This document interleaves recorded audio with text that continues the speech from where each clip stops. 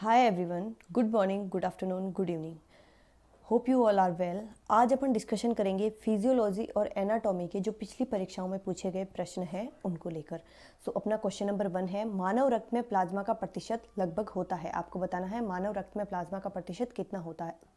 Option A है 45%, option B है 55%, option C है 35%, ऑप्शन डी है 60%। करेक्ट आंसर हो जाएगा आपके ऑप्शन नंबर बी 55%। जो अपना ब्लड होता है उसके अंदर 55% होता है आपके प्लाज्मा और 45% होती है ब्लड सेल्स।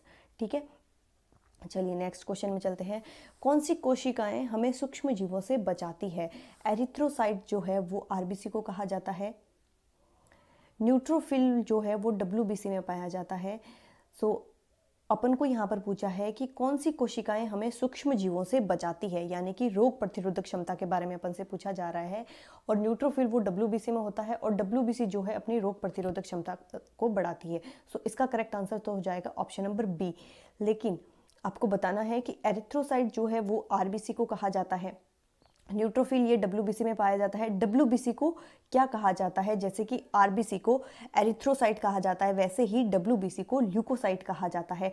और एक और होता है ब्लड के अंदर प्लेटलेट्स। प्लेटलेट्स जो होता है उसे कहा जाता है थ्रोम्बोसाइट। ठीक है, प्लेटलेट्स को कहा जाता है थ्रोम्बोसाइट। एरिथ्रोसाइट आरबीसी को कहा जाता है और डब्ल्यूबीसी को ल्यूकोसाइट कहा जाता है। और इसका अपने करेक्ट आंसर हो गया ऑप्शन नंबर बी।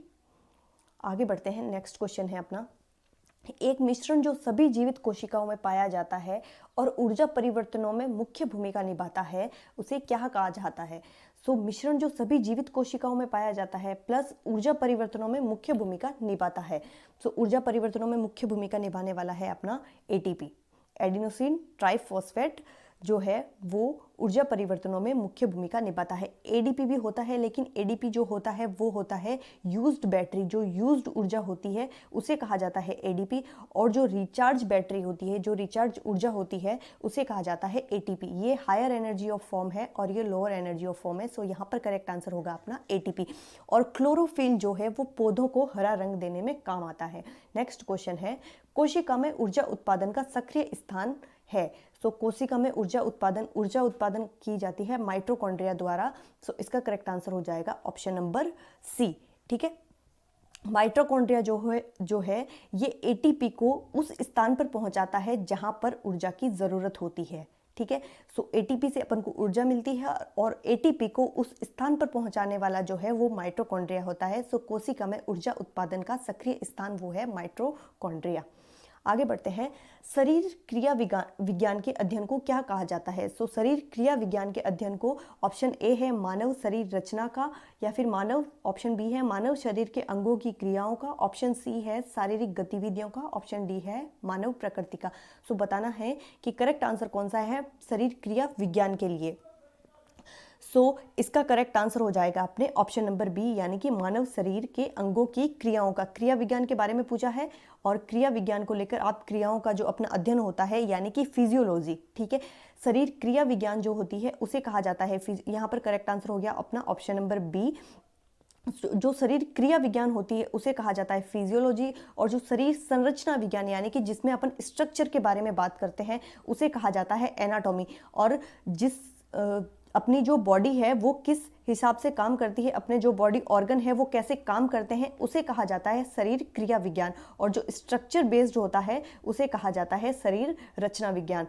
आगे बढ़ते हैं, नेक्स्ट क्वेश्चन है, मानव शरीर के किस कोशिकांग को ट्रैफिक पुलिस के नाम से जाना जाता है? ट्रैफिक पुलिस के नाम से किसे जाना जाता है? गोल्जी काय को जाना जाता है। यहाँ पर करेक्ट आंसर हो गया option number D. Next question है, दो जेड लाइनों के मध्य की दूरी को कहा जाता है। जो जेड लाइन होती है अपनी मसल्स के अंदर, उन दो जेड लाइनों के मध्य की दूरी को क्या कहा जाता है? इसका करेक्ट आंसर हो जाएगा आपके ऑप्शन नंबर बी, सार्कोमेर। ठीक है, आगे बढ़ते हैं, कोशिका का नियंत्रित केंद्र है। कोशिका का नियंत्रित केंद्र कौन सा है ये बताना है आपको।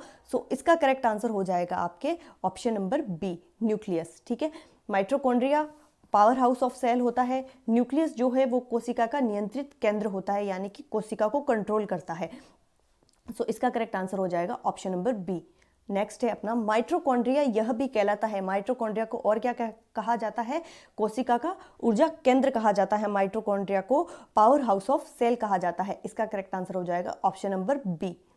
आगे बढ़ते हैं, निम्नलिखित में से किसको आत्महत्या की थैली कहते हैं? आत्महत्या की थैली कहा जाता है।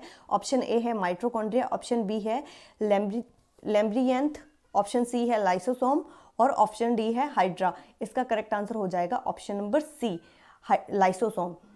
आगे बढ़ते हैं, नेक्स्ट क्वेश्चन है, प्लाज्मा में कितने प्रतिशत पानी होता है? अपन ने पढ़ा कि ब्लड के अंदर जो है वो 55% प्लाज्मा होता है और 45% जो है वो ब्लड सेल्स होती है। अब आपसे पूछा गया है कि जो प्लाज्मा होता है 55%, इसके अंदर कितने परसेंट पानी होता है? ऑप्शन ए है 60%, ऑप्शन बी है 70%, ऑप्शन सी है 80%, ऑप्शन डी है 90%। सो इसका करेक्ट आंसर हो जाएगा आपके ऑप्शन नंबर डी। इसमें 90 से 92% तक इसमें पानी होता है, ठीक है। और अगर आपसे पूछा जाए कि इसका पीएच मान कितना होता है, तो इसका पीएच मान होता है 7.2 से लेकर 7.4 तक इसका पीएच मान होता है, ठीक है। और 90 से लेकर 92% तक प्लाज्मा में पानी होता है और ब्लड का टोटल 55% जो है वो प्लाज्मा होता है। सो इसका करेक्ट आंसर हो गया option number D. Next question है अपना, उत्तक किसे कहते हैं? उत्तक, ऑप्शन ए है समान रचना व विभिन्न कार्य करने वाली कोशिकाएं, ऑप्शन बी है समान रचना व समान कार्य करने वाली कोशिकाएं, ऑप्शन सी है विभिन्न रचना व समान कार्य करने वाली कोशिकाएं और ऑप्शन डी है उपरोक्त सभी। सो इसका करेक्ट आंसर होगा आपके ऑप्शन नंबर बी, समान रचना व समान कार्य करने वाली जो कोशिकाएं हैं उसे उत्तक कहा जाता है। अब जो अपना ऑर्गन सिस्टम होता है वो बना होता है ऑर्गन से, ठीक है। और जो ऑर्गन बने होते हैं वो बने होते हैं उत्तकों से, यानी कि टिश्यूज से, और टिश्यूज बने होते हैं सेल से।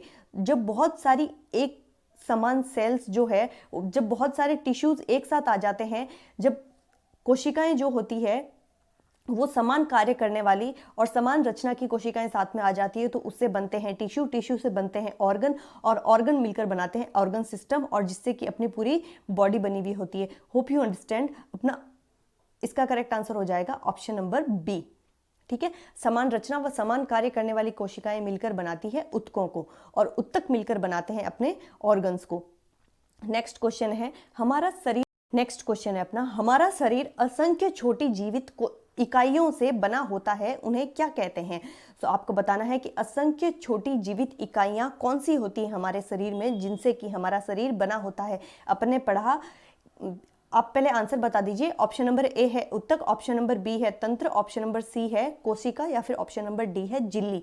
सो असंख्य छोटी जीवित इकाइयां, सबसे छोटी इकाई कौन सी होती है? वो होती है कोशिका, ठीक है। अपने पढ़ा कि जो कोशिकाएं होती है सेल्स, इनसे बने होते हैं टिश्यू, टिश्यू से बने होते हैं ऑर्गन और इनसे बने होते हैं अपने ऑर्गन सिस्टम, जिससे कि बनी होती है ह्यूमन बॉडी या फिर बॉडी, ठीक है। सो आपको समझ में आ गया होगा। इसका करेक्ट आंसर हो गया आपने ऑप्शन नंबर सी, यानी कि छोटी जीवित इकाइयों से बना होता है। वो छोटी जीवित इकाइयां कौन सी होती है? कोशिका होती है। आगे बढ़ते हैं, शरीर पर बढ़ता हुआ रक्त का आघात और कोशिका के मेटाबॉलिज्म का बढ़ा हुआ दर दर्शाता है। अपन को एक सिचुएशन दी है, एक फिजियोलॉजिकल कंडीशन दी है कि रक्त का आघात बढ़ा हुआ और कोशिका के मेटाबॉलिज्म का दर बढ़ा हुआ होता है। वो क्या दर्शाता है? लालपन, सृजन, दर्द या फिर ऊष्मा को। सो इसका करेक्ट आंसर होगा ऑप्शन नंबर डी, ऊष्मा को। ये एक फिजियोलॉजिकल कंडीशन है जिसमें कि बढ़ा हुआ रक्त का आघात, यानी कि जो ब्लड सर्कुलेशन होता है वो बढ़ा हुआ और मेटाबॉलिज्म की दर बढ़ी हुई होती है, वो ऊष्मा को दर्शाती है। आगे बढ़ते हैं, नेक्स्ट क्वेश्चन है, कोशिका का श्वसन का नियंत्रण करता है। कोशिका का श्वसन का नियंत्रण कौन करता है? ऑप्शन ए है लाइसोसोम, ऑप्शन बी है न्यूक्लियस, ऑप्शन सी है गोल्गी बॉडी, ऑप्शन डी है माइटोकॉन्ड्रिया। सो इसका करेक्ट आंसर होगा आपके ऑप्शन नंबर डी, माइटोकॉन्ड्रिया। इसी को पावर हाउस ऑफ सेल कहा जाता है, इसी को ऊर्जा उत्पादन और ऊर्जा का घर कहा जाता है, और ये ही कोशिका का श्वसन स्थल होता है, ठीक है।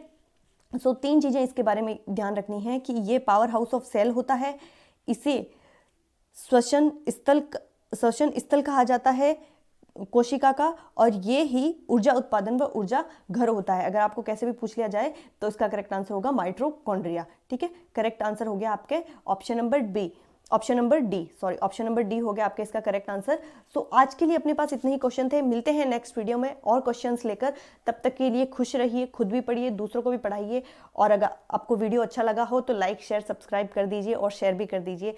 मिलते हैं नेक्स्ट वीडियो में, तब तक के लिए tata bye bye, see you.